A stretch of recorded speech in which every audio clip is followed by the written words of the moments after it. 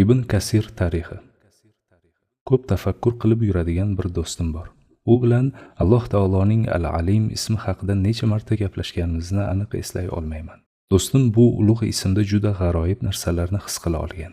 Shu kabi suhbatlardan birida Ibn Kasirning Al-Bidoya va Nihoya asari haqida ajoyib gaplarni aytib berib, xohlagan sahifasini ochishimni so'ragan edi.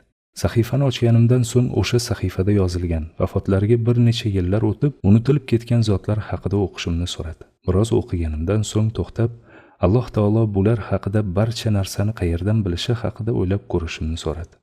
Alloh taolo biz tiriklar haqimizda qiziqishlarimiz, ovozlarimiz, gap-so'zlarimiz, ketishimiz, qaytishimiz, umuman olganda barcha narsalar haqida qanchalik mufassal bilsa, o'tib ketgan o'sha zotlar haqida ham shu darajada mufassal biladi. U zotlar g'alaba qozongan qo'shinlar orasida bo'lishgan. Ular orasida qamal vaqtida vafot etganlari qancha. Tarixchi olimlar ularning barchasini jamlab ismlarini yoza olmaganlar. Lekin Al-Alim zotning ilmida bu zotlar haqida barcha narsa yozib, bitib qo'yilgan. Bir safar o'sha do'stim telefonidagi xarita dasturlaridan birini ochib, uni kattalashtirdi-da, e'tiborimni bir avtoulovga qaratdi.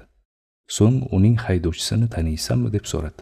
Javobim tabiiyki yo'q bo'ldi. Shunda u, lekin Alloh taolo uning ismini ham, otasining ismini ham, uyining manzili, qiziqishlari, nechta farzandi borligi, ish joyi, yaqinlarining ismlari haqida barchasini yaxshi biladi, deb aytdi.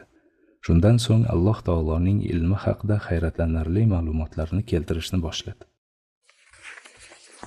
Bu o'rinda xotirjamlik bor. To'g'ri, bu o'rinda mo'minning tabiatini xotirjam qiluvchi jihat bo'lib, banda mazkur xotirjamlikka Robbining barcha narsalarni bilib turuvchi zot ekaniga iymon keltirsa erishadi. Robbingiz, valiyingiz, himoyachingiz bo'lgan zot barcha narsalarni bilishiga ishonsangiz, yana kimdan qo'rqasiz? Nimaga xafa bo'lasiz? Nimaga g'am chekasiz? U zot sizni qurshab olgan har bir tashvish, uning sabablari, ketkazish yo'llarini yaxshi biladi. U zot sizga yetgan har bir xafalik, uning hajmi va yengib o'tish yo'llarini ham biladi. Sizni yotog'ingizga yotqizib qo'yadigan har bir kasallik, uning sirlari va dorilarini ham juda yaxshi biladi. Robbingiz bilib turishiga iymon keltirishingiz rohatbaxsh va xotirjam qiluvchidir. Duo qilayotganingizda batafsil aytishingiz shart emas, faqat Robbim menga yetgan musibatni aritgin deyishingiz kifoya. Chunki sizga yetgan musibat va uni aritish yo'llarini u zotdan ko'ra yaxshiroq biladigan kim bor? Sizni o'rab turgan, siz uchun taqdir qilingan barcha narsalarni bilib, biror narsa maxfiy bo'lmagan, kunduzida qilgan xatolaringizni ko'rib, kechasida qiladigan duolaringizni eshitadigan Robbingizga suyanishdan boshqa to'g'ri yo'l bormi? Hayotingizni og'irlashtirib, uni chigallashtiradigan vaziyatlarga duch kelganingizda sizni xotirjam qiladigan narsa, ular Alloh taoloning mukammal ilmi va hikmati bilan sodir bo'lganiga ishonishingizdir. Alloh taolo kalomida 13 o'rinda zero Alloh ilmli va hikmatli zotdir deb marhamat qilgan.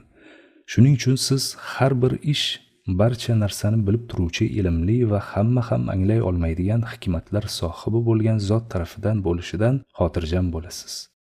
Alloh taoloning وَمَا كَانَ اللَّهُ لِيُعْجِزَهُ مِنْ شَيْءٍ فِي السَّمَاوَاتِ وَلَا فِي الْأَرْضِ إِنَّهُ كَانَ عَلِيمًا قَدِيرًا.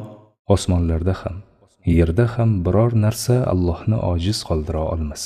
Albatta u zot biluvchidir, qodirdir. Fotir surasi 44-oyat degan oyatni o'qiyotgan vaqtingizda nimalarni his qilasiz? Demak, u zot barcha narsani bilishi, barcha narsaga qodir ekani bilan yonma-yon bo'ladi.